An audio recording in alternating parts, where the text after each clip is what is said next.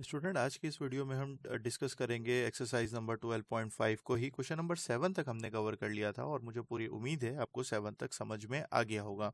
तो नाउ हम मूव करते हैं क्वेश्चन नंबर 8 की तरफ। क्वेश्चन नंबर 8 में मेरे पास है 4 cos square minus 8 sine x plus 1 is equal to 0। हमेशा याद रखिएगा कि सबसे पहले हम पता है क्या करते हैं, पूरे सवाल को या तो साइन में या तो कॉज में चेंज करते हैं। तो अब मुझे यहाँ पे ये दिख रहा है कि अगर मैं 4 लिखता हूँ और मैं कॉस स्क्वायर एक्स करता हूँ माइनस 8 यहाँ पे लिखता हूँ मैं sine x plus 1 is equal to 0 करता हूँ, तो 4 कॉस स्क्वायर एक्स किसके बराबर होता है, 1 माइनस साइन स्क्वायर एक्स के बराबर होता है माइनस 8।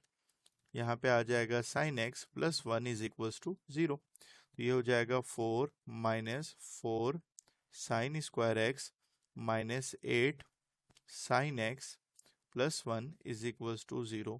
ये इसमें 4 में 1 को ऐड करेंगे तो हमारे पास क्या आ जाएगा, 5 आ जाएगा। तो ये हो जाएगा minus 4 sine square x minus 8 sine x plus 5 is equals to 0। सही है बच्चों। अब मैं क्या करता हूँ, माइनस साइन को कॉमन ले लेता हूँ। माइनस साइन को कॉमन लेने पे ये जो बन जाएगा, ये बन जाएगा 4 sine square x plus 8 sine x और उसके बाद फिर प्लस नहीं होगा ना, अब माइनस होगा, इज इक्वल्स टू 0। क्योंकि आपने माइनस को कॉमन लिया है तो प्लस 5 क्या हो जाएगा, माइनस 5। अब सर मुझे क्या करना है, 4 को 5 से मल्टीप्लाई करेंगे तो 20 आएगा, तो 10 2 में ब्रेक कर दो। तो 4 sine square x plus 10 sine x minus 2 sine x minus 5 is equals to 0। अब आप क्या कॉमन ले सकते हो, सर मुझे दिख रहा है मैं 2 कॉमन ले सकता हूँ, मैं सर साइन एक्स कॉमन ले सकता हूँ। तो अंदर क्या आएगा, अंदर आएगा 2 साइन एक्स, है ना, और प्लस आपके पास सिर्फ क्या आएगा, प्लस आएगा आपके पास 5। ऐसा ही है। उसके बाद यहाँ से सिर्फ माइनस 1 कॉमन लेंगे, अंदर आएगा 2 sine x plus 5 is equals to 0। अच्छा भाई, जगह थोड़ी सी शॉर्ट हो गई हमारे पास, हम थोड़ा सा इसको ऐसे कर लेते हैं। चलो भाई, आगे कैसे काम कर सकते हैं, 2 साइन एक्स प्लस 5 को कॉमन अगर लेते हैं तो यहाँ पे क्या आ जाएगा, 2 sine x minus 1 is equals to क्या हो जाएगा, 0। तो इसका मतलब ये हो जाएगा 2 साइन एक्स प्लस 5 भी 0 के बराबर होगा और 2 साइन एक्स माइनस 1 भी 0 के बराबर होगा। तो यहाँ से x की वैल्यू हमारे पास 2x निकालते हैं ना, तो साइन एक्स बराबर आ जाएगा -5 के, साइन एक्स की वैल्यू आ जाएगी आपके पास -5/2। यहाँ से 2 साइन एक्स बराबर आ जाएगा 1 के और साइन एक्स की वैल्यू मेरे पास आ जाएगी 1/2। अच्छा जी, अब डिसाइड ये करना है कि इधर हम कौन सा सवाल सॉल्व कर सकते हैं, कौन सा नहीं कर सकते। तो ये नहीं कर सकते सर, वजह क्या है, वजह ये है कि जो बेटा साइन एक्स की जो रेंज होती है वो रेंज होती है -1 से 1 के दरमियान। तो -5/2 तो नहीं आ सकता, इसलिए ये वाली कहानी तो यहाँ रुक गई। उसके बाद हम क्या करते हैं, इसको सॉल्व करने की कोशिश करते हैं। तो x की वैल्यू मेरे पास क्या आ जाती है, x की वैल्यू आ जाती है साइन इनवर्स 1/2। साइन इनवर्स 1/2 किसके बराबर होता है भाई, पाई/6 के बराबर होता है। तो आप यहाँ पे एक x की वैल्यू क्या आ गई, एक x की वैल्यू मेरे पास आ गई पाई/6। लेकिन साइन पॉजिटिव कहाँ होता है, सेकंड क्वाड्रेंट में भी तो होता है ना। तो दूसरा वाला एंगल आएगा पाई माइनस पाई/6। ठीक है, पाई बाई माइनस पाई/6 निकालेंगे तो कितना आ जाएगा, 5 पाई/6। तो आपके पास जो इसके आंसर आ गया वो दो आ गए, पाई/6 और 5 पाई/6। अब आप क्या करोगे, इसको वेरीफाई करने की कोशिश करोगे। वेरिफिकेशन हमने सीखी थी ना, वेरिफिकेशन में क्या करते हैं बच्चों, वेरिफिकेशन में हम पूरा सवाल लिखते हैं और पूरा सवाल क्या है, 4 cos square x minus 8 sine x plus 1 is equals to 0। सही है, पाई/6 रखिए, तो 4 ये कॉस पाई/6 हो जाएगा उसका स्क्वायर -8 साइन पाई/6 प्लस 1, क्या ये 0 के बराबर आ रहा है, कॉस पाई/6 होता है √3/2, तो 4 ये हो जाएगा 3/4।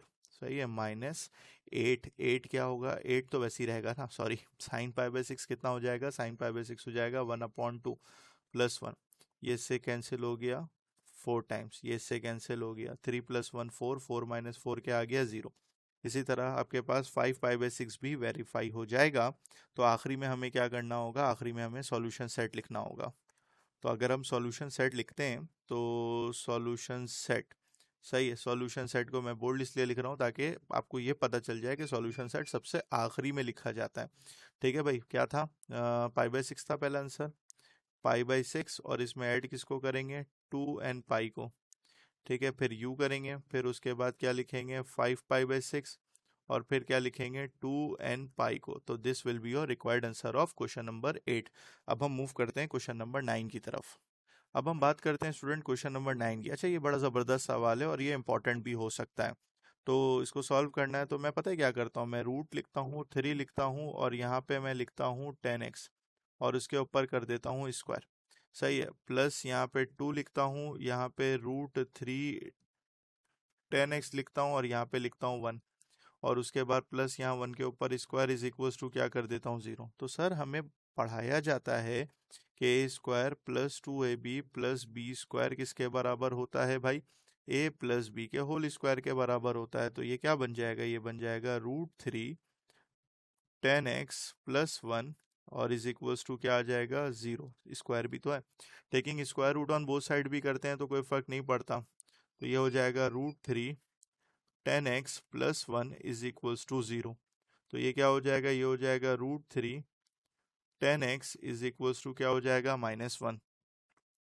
सर 10x की वैल्यू क्या आएगी, सर 10x की वैल्यू आ जाएगी -1/√3। तो सर x की वैल्यू क्या आ जाएगी, x की वैल्यू आ जाएगी आपके पास टेंजेंट इनवर्स -1/√3। अब टेंजेंट इनवर्स √3 किसके बराबर होता है, टेंजेंट इनवर्स 1/√3 जो बराबर होता है वो बराबर होता है हमारे पास पाई/6 के। हाँ हाँ, पाई/6 के बराबर होता है, तो ये पाई/6 लिख देंगे। ठीक है, 30 डिग्री। ठीक है, लेकिन मसला ये है कि ये तो नेगेटिव है। अब जब ये नेगेटिव है तो इसका मतलब ये कौन से क्वाड्रेंट की बात कर रहे हैं, तो नेगेटिव कहाँ कहाँ पर होता है सर, नेगेटिव हमारे पास 10 जो होता है वो सेकंड में होता है, सेकंड में होता है ना 10 नेगेटिव, और फोर्थ में भी तो नेगेटिव होता है। सेकंड का मतलब क्या हो गया, सेकंड का मतलब हो गया पाई-θ, फोर्थ का मतलब हो गया 2 पाई-θ। तो इसका मतलब ये होगा कि जो x की वैल्यू आएगी, एक वैल्यू आएगी पाई-θ, और दूसरी वाली वैल्यू आएगी 2 पाई-θ। सही हो गया बच्चों। तो इसको हम सॉल्व करेंगे तो हमारे पास कितना आ जाएगा, इसके पास 5 पाई/6 आ जाएगा, है ना। 5 पाई/6 इसको सॉल्व करेंगे तो 12 ये आ जाएगा 11 पाई/6। तो दो आंसर्स आ गए। अब सवाल यहाँ पे ये आता है कि सॉल्यूशन सेट में क्या लिखेंगे। सबसे पहले तो हम क्या करेंगे, इसको वेरीफाई करने की कोशिश करेंगे। तो वेरीफाई करेंगे तो दोनों वेरीफाई हो जाएंगे। तो सॉल्यूशन सेट में पता है क्या आएगा आपके पास, सॉल्यूशन सेट में आपके पास आएगा 5 पाई/6 + n पाई।